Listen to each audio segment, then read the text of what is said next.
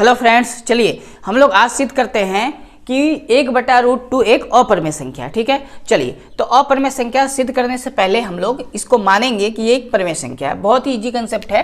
देखिए करना क्या होता है कि सबसे पहले जो भी दिया हुआ है 1/√2 दिया है तो इसको हम लोग मान लेंगे एक परिमेय संख्या। तो आपको लिखना है माना 1/√2 एक परिमेय संख्या है। अगर ये परिमेय संख्या है तो परिमेय संख्या को हम लोग फ्रैक्शन में यानी बटे के रूप में लिख सकते हैं, यानी p/q के रूप में लिखा जा सकता है या a/b के रूप में लिखा जा सकता है।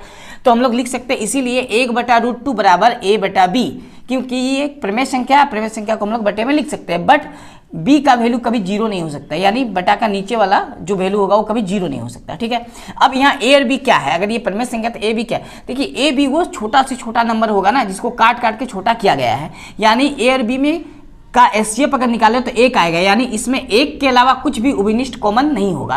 तो आपको लिखना है जहाँ a और b एक पूर्णांक है, पहली बात a और b पूर्णांक है तथा a और b में एक के अतिरिक्त कोई उभयनिष्ठ गुणनखंड नहीं है, यानी a और b में केवल कॉमन आएगा तो 1 आएगा, इसके अलावा कोई भी नंबर नहीं आने वाला है। ठीक है, देखिए इसके बाद आपको करना क्या है, फिर से इसको उतारना है 1/√2 बराबर a/b।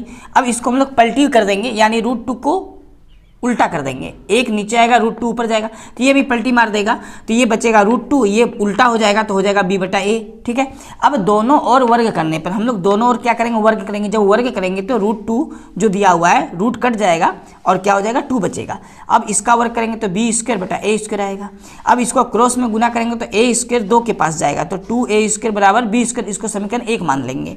अब इसमें हम लोग 2 को अगर बटा में कर दें तो इसका मतलब है कि b² को 2 डिवाइड कर रहा है, b² को 2 डिवाइड कर रहा है। और अंकगणित का आधारभूत प्रमेय बोलता है कि अगर b² को 2 डिवाइड करेगा तो 2b को भी डिवाइड करेगा। ये बात आपको लिखना है, जैसा यहाँ लिखा हुआ अतः 2 b² को विभाजित करता है, इसका मतलब ही हो गया बटा, यानी b² बटा 2 का मतलब b² को 2 डिवाइड कर रहा है, तो वो लिखा गया है, लिखना है। इसीलिए 2 b को विभाजित करेगा, अगर 2 b² को विभाजित करेगा तो b को भी विभाजित करेगा। ठीक है, यहाँ तक तो हो गया, हम लोग इसको समीकरण 2 मान लेंगे। ठीक है, इसका मतलब देखिए 2 में ना एक उभयनिष्ठ गुणनखंड 2 भी मिल गया, किसमें b में, समीकरण 2 में लिखा हुआ कि b जो है वो 2 से विभाजित है, यानी b का एक हम लोग को गुणनखंड 2 मिल गया, लेकिन हम लोग b में एक गुणनखंड 1 माने थे पहले। तो अब करना क्या है, आप लिखना है आपको माना b बराबर 2c। अब b को हम लोग 2c मान लेंगे, c क्या है, कोई पूर्णांक है, तो b का मान जो माना हुआ है 2c, इसको समीकरण 1 में बैठाएंगे यहाँ पर। तो देखिए जब b का मान समीकरण 1 में रखेंगे तो क्या आएगा, 2a² पहले से, b के जगह पे हो जाएगा 2c और स्क्वायर पहले से था तो स्क्वायर हो गया, 2 का स्क्वायर 4c², देखिए 2 से ये कट जाएगा, 2 दूनी 4, तो a² बराबर क्या बचा, 2c² बराबर, तो हम लोग लिखेंगे a² बराबर 2c²। ठीक है, अब इसका क्या मतलब है कि अगर हम लोग मान लिया जाए 2 को a के बटा में करें तो बचेगा c² बराबर a²/2। अब इसका क्या मतलब है, इसका मतलब a² को 2 क्या करेगा, डिवाइड करेगा। तो आपको लिखना है अतः 2 a² को विभाजित करता है, अगर 2 a² को विभाजित करेगा तो 2a को भी विभाजित करेगा, तो आपको इसको भी लिखना है, इसीलिए 2a को विभाजित करेगा। ये समीकरण 3। अब ध्यान से देखें तो समीकरण 2 क्या बोला हुआ है, b को 2 डिवाइड कर रहा है, समीकरण 3 में लिखा हुआ है कि 2 a को भी विभाजित कर रहा, इसका मतलब समीकरण 2 और 3 से a और b का उभयनिष्ठ गुणनखंड क्या हो गया, 2, क्योंकि 2 a को भी विभाजित कर रहा और 2 b को भी विभाजित कर रहा, इसका मतलब a और b में उभयनिष्ठ गुणनखंड क्या मिल गया, 2। लेकिन जो कि हम लोग को जो हमारी कल्पना के विपरीत है, तो हमारी कल्पना के विपरीत कैसे हुआ, क्योंकि हम लोग पहले ही माने थे कि a और b तो पूर्णांक है, लेकिन a और b में एक के अतिरिक्त कोई उभयनिष्ठ गुणनखंड नहीं है, लेकिन हम लोग यहाँ चेक किए कि a और b में एक उभयनिष्ठ गुणनखंड 2 भी आया है। तो ऐसा क्यों हुआ, क्योंकि हम लोग जो कल्पना मान किए थे उसके उल्टा हो गया, यानी ये हम लोग गलत माने थे।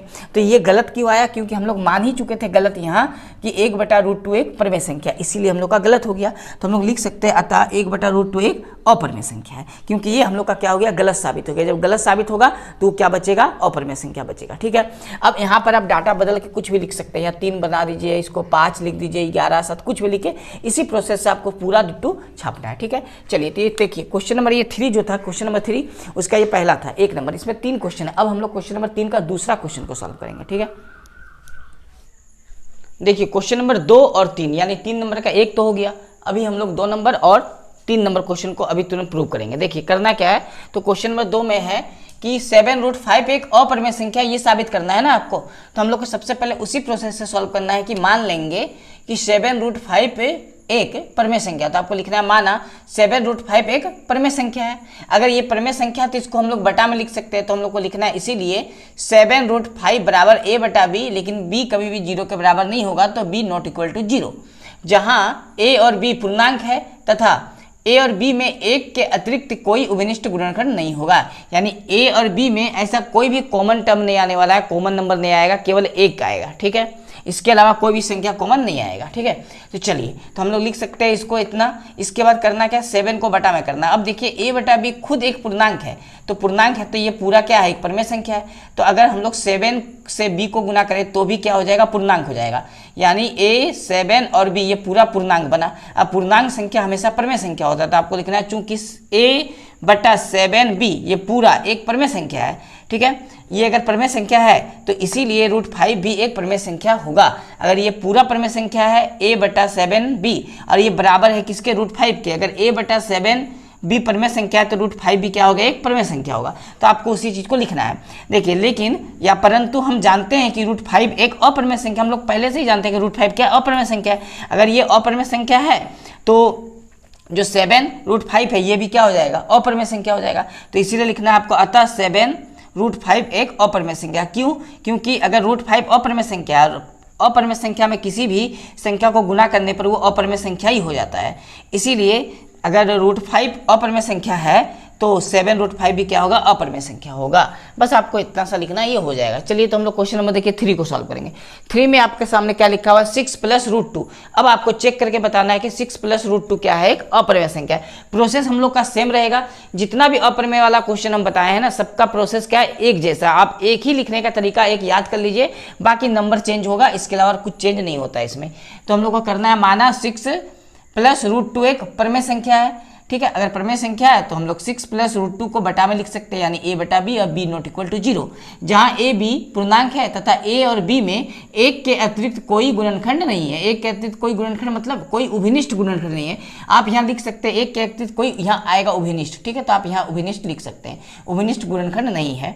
तो 6 + √2 बराबर a बटा b। अब 6 को उधर ले जाएंगे तो √2 बराबर a बटा b - 6 आएगा। अब ये पूरा क्या है, एक परमेय संख्या है। तो आपको लिखना है चूंकि a बटा b - 6 ये पूरा, ये जो पूरा आपको दिख रहा है ना, ये पूरा एक परमेय संख्या है, इसीलिए √2 भी क्या होगा, एक परमेय संख्या होगा।